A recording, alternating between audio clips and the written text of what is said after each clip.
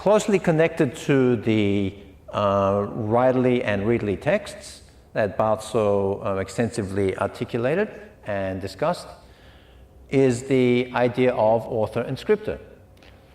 Barthes tells us that the author is archaic. It's an archaic idea. It's an archaic concept that we should do away with. It's time we did away with that.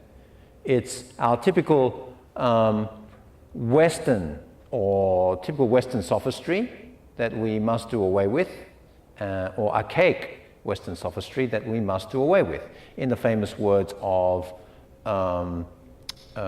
Georges Gurdjieff. It's the typical modern sophistry that we must do away with. And the author is an archaic concept of the sole developer of a text. Whereas the scripter, according to Barthes, is the concept of the developer of the text. So we have the author and the scripter. The scripter is somebody who develops a text. Okay? So as an author of a text, I'm no longer an author. I am now a scripter because I developed the text. I developed the discourse. Okay? I'm not the author. I didn't write. I actually sat in the town in the middle of the highway and assisted people to come through and redirected them and gave them food and everything. And, you know, the town was an intensification of something for a certain period of time, and then it was passed on. It was developed. Okay. All right. So he makes this distinction between author and scripter, and he says that the author now is obsolete, is very obsolete, whereas the scripter combines pre-existing texts in new ways, has no past, but is born with the text, and of course dies with the text. Okay, so is born and dies with the text.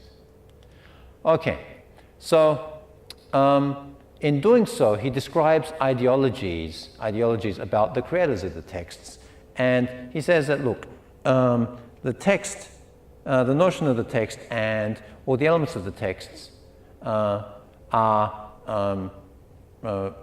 I guess, mirrored in the creator of the text, whether it be the creator, the author, or the scripter, or the audience.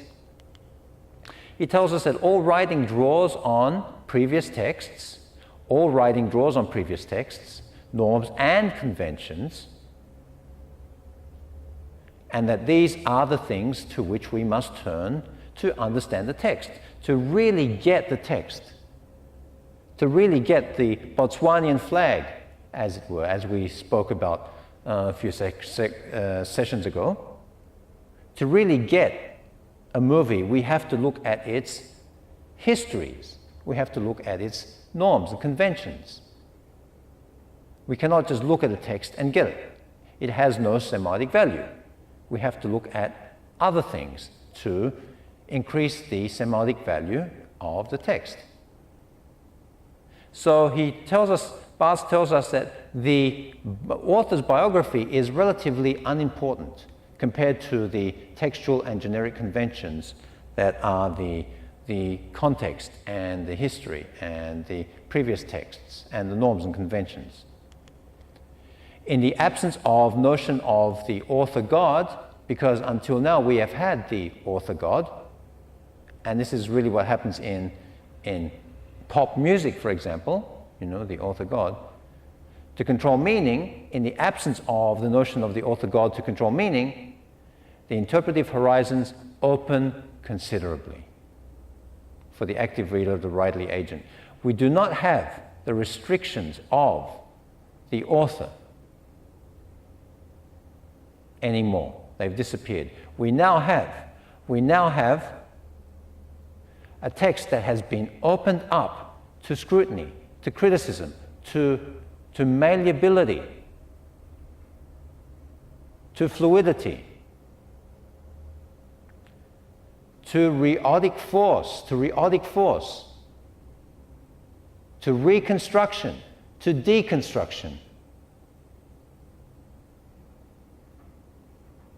It is no more static. It is now fluid.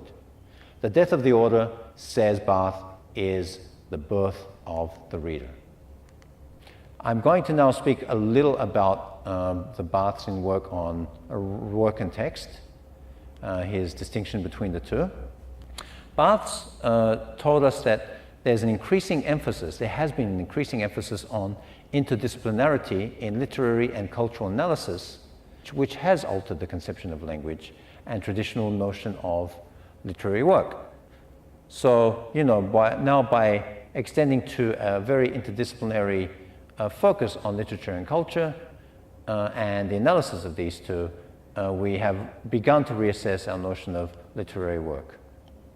Work has been altered and has become a new object, and the text has now emerged. So then we look at the two words, text and work, and what is text and what is work. So despite that Barthes avoids an absolute definition of text, he tells us that text is that social space, it's a social space, of course, which leaves no language safe, no language outside, nor any subject of the enunciation in a position as judge, master, analyst, confessor, decoder. There is no subject, no one person who can claim to be the analyst, the decoder, the confessor. The text is as subjective as our experience. So he suggested that, he proposed a list of dimensions with which we can decode the text, or at least break the text down. And these were the method, the genres of the text, the signs, the plurality, the filiation, the reading, pleasure, and so forth. A theory of the text cannot be satisfied by a metalinguistic exposition. The destruction of metalanguage, or at least its calling into doubt, is part of the theory itself. The discourse on the text should itself be nothing other than text, research, textual activity, since the text is that social space which leaves no language safe outside, nor any subject of the enunciation in position as judge, master, analyst, confessor, decoder. The theory of the text can coincide only with a practice of writing. So in his process of describing the text, Barthes tells us, gives us a recipe, I guess, a recipe of sorts to understand the text.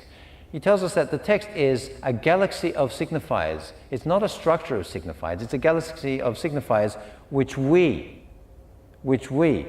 signify in our very respective and very contextual, very subjective ways, very personal ways. It has no beginning, it's reversible. The text is reversible, it should be reversible, you know. As opposed to the work, the text is reversible. We gain access to the text by several entrances, okay? So we can start at the beginning, or we can start in the middle, or, you know, wherever we like. None of which can be authoritatively declared to be the main one. Okay, so we can start with the text in a number of different points, or a number of different entrances. The codes it mobilizes extend as far as the eye can read. So the codes are infinite. They are what Barthes calls, and what others have called, indeterminable. Indeterminacy, something we will discuss when we get to post-structuralism and postmodernism and everything. The systems of meaning in the text, can take over this plural text, but their number is never closed due to an infinicy in the language. Okay, so the language is infinite, and the ways of interpreting the text are also very infinite, and it's indeterminate. Okay. Like a tangled ball of thread, says Barthes, thread needs unraveling. Once unraveled, we encounter the wide range of potential meanings in the text. We start by observing the narrative in one way, from one point, one viewpoint, and then we look at the text from a different set of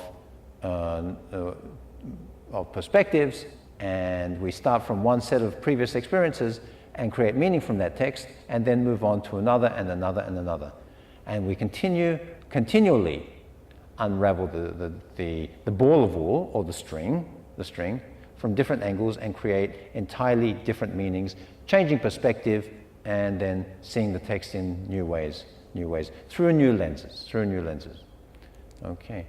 So in this way, he tells us that texts may be open or closed. Okay, so what are the 5 codes within the text? He tells us that every narrative is interwoven with multiple codes. Texts are marked by multiple meanings suggested by these 5 codes. And of course, we spoke about the readerly and writerly texts, which can be interpreted in their certain ways, in their respective ways, through these 5 codes. Why? To reveal the plural meaning, the plurality, the indeterminacy, to dismantle the text and to determine the code that is operating at any time. Okay, or which codes or which number of codes work together. These codes represent the 5 ways of seeing meaning in the text, the 5 ways, not the 5 meanings, but the 5 ways. They give science context. Okay, so we look at the context by employing these codes. They allow insight into layering of ideological meaning within a text. They act as lenses that highlight the aspects of the narrative. And as we said before, these codes are the hermeneutic, the proeretic, the semantic, the symbolic, and the cultural. And, employing these five codes or these 5 dimensions, we can reposition the text in, yes, an infinite number of ways. So we will go on now to the issue or the topic of doxa and paradoxa, which just as important, though not as well known as his other work, and which he focused on, of course, as a consequence to his death of the author and writerly and readerly texts and text and work and everything. He began to speak about certain subjects which were not well accepted in normative society. And his writing was on a subject which was rejected by certain social extremes of thought. Okay. Barthes avoided and attempted to avoid the dangers of limiting the language of normativity or limiting language to normativity. Okay, so normativity was something that the French linguistic philosophers of the time, and all the ones that we will be discussing, was an issue for normativity and deconstruction and everything. Barthes was interested in creating neutral writing, novelistic rhetoric not imposing meaning on the reader. Okay. So, he investigated hedonism, and he did this in The Pleasure of the Text, which was published in 1975. Hedonism. Now, what is hedonism? Hedonism is well, I guess in this sense, it was pleasure from omnidirectional pleasure, but hedonism is about sex and pleasure from watching, or engaging in the sexual act. But this was about not necessarily the sexual act, but it was about, pleasure, gratification in every sense, I guess. He spoke about discourse external to conservative society and militant leftist thinking. Not the leftist thinking, the militant leftist thinking, and not conservative society, but something that was external to that.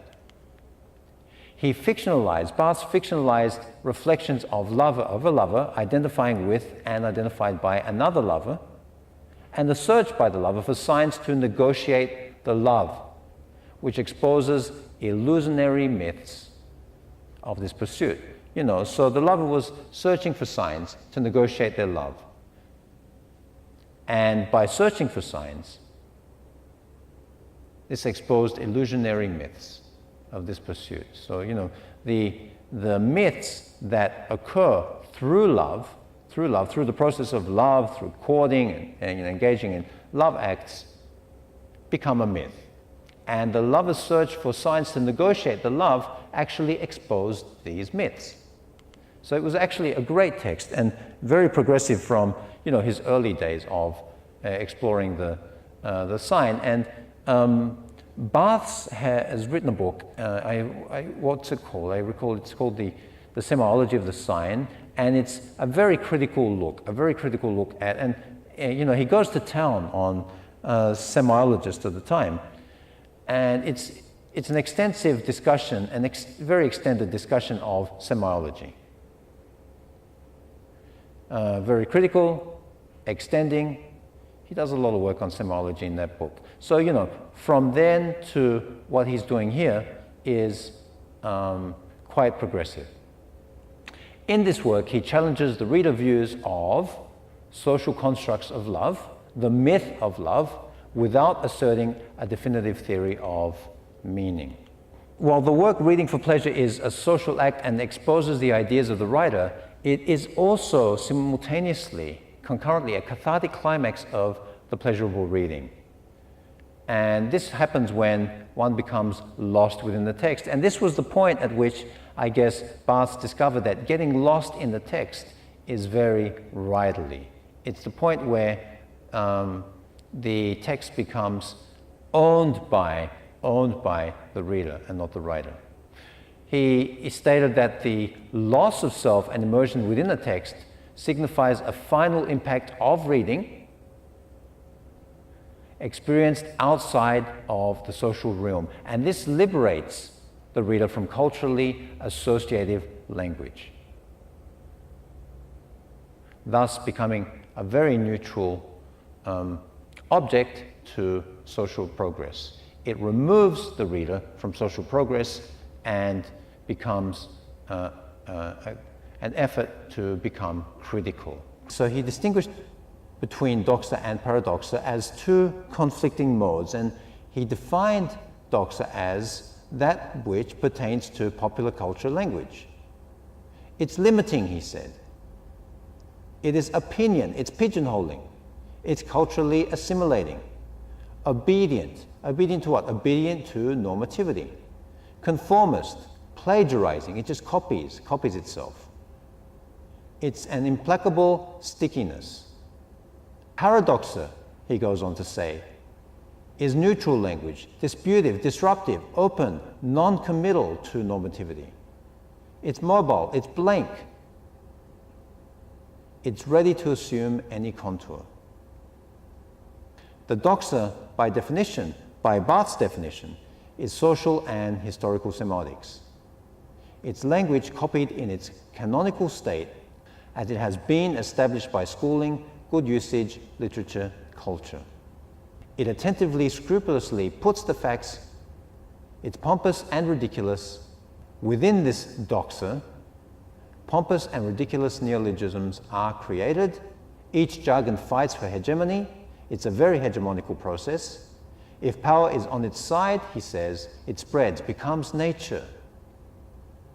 And he gives the example of politicians, of agents of the state, of media, of conversation. But even out of power, even when power is against this, the rivalry is reborn, jargon split, and struggle amongst themselves. Paradoxa, however, he describes, instead of agreeing to be the confidant of criticism, I can make myself its voyeur. I observe clandestinely the pleasure of others. I enter perversion. The commentary then becomes, in my eyes, a text, a fiction, a fissured envelope. Now, he places both against each other, and he sort of creates a binary there, doesn't he? He creates a binary, but in the end, he goes on to say that, look, despite that one is bad and one is good, one is bad and one is good, neither are bad and neither are good. For society to progress, for a healthy society, we actually need both. We cannot have one and not the other. We need some sort of tension, and there's the word that we're going to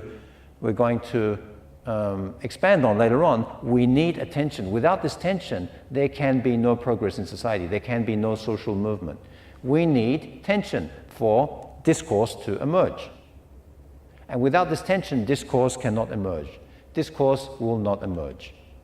So we're going to look at the last part of Barthes before we move on to a linguistic anthropological interpretation of Barthesian work.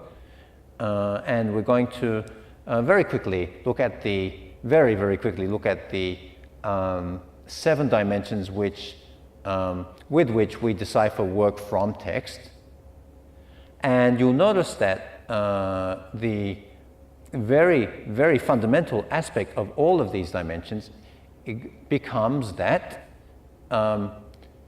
work is a very rigid notion, whereas text is a very fluid, dynamic, rheotic notion. So work is rigid, whereas text is dynamic and fluid and contesting. So he gives us the 7 different dimensions: method, sign, genre, plurality, filiation, reading, and pleasure. And he goes on to describe all these and the elements within each one of these and how we can employ each one of these to break down an object to determine whether it's a text or work. Okay, so I'm now going to move on to the final part, which is the anthropological framework of Barthes and what he did. And we'll look at something that I call sign perpetuation, which is really kind of the infinite semiosis, or perpetuation of the sign, but I extend it to something which we will see in a minute. The semiotics of paradoxa, doxa, and paradoxa are such that, well, you have your signifier and your text, and in the process of doxa, which is very conventional, you have signification, and this becomes the meaning, which is very conventional, okay, according to everybody else and how everyone sees it and everything. However, you can then take this and recalibrate. You recalibrate what you get, your signification, reassess the text or the work, and then produce a new signifier or a new signified, and that becomes a paradoxa, the paradoxa. Okay. It becomes the challenge to normativity, Now, how is this done? If we go to the next diagram, and I call this agentified abstraction, meaning that there's an agent now. We've placed an agent there. If we look at the diagram on the left, and once again we revert to the Perpetuation diagram where we have our ABC, the sign. At the bottom left we have our object, the representamen. The bottom right, our referent, the conventional representation. And at the top we have our mediation and situated effect, or the situated effect, the effect of the sign or the product of the sign in a situated and very contextual way. However, now we can observe Barthes' description of acting as an agent to employ some sort of framework, analytical framework, as an audience or as a reader, to adjust the text, to change the text. So if we look at the center diagram, we see a structure, a 3-sided pyramid, where we take the Perpetuation notion of signification at the bottom, where we have A, the object, C, the conventional representation, and B, the situated representation, and we have an agent, D, at the top, who can employ this analytical framework to shift the signified from its conventional state to its situated state. So the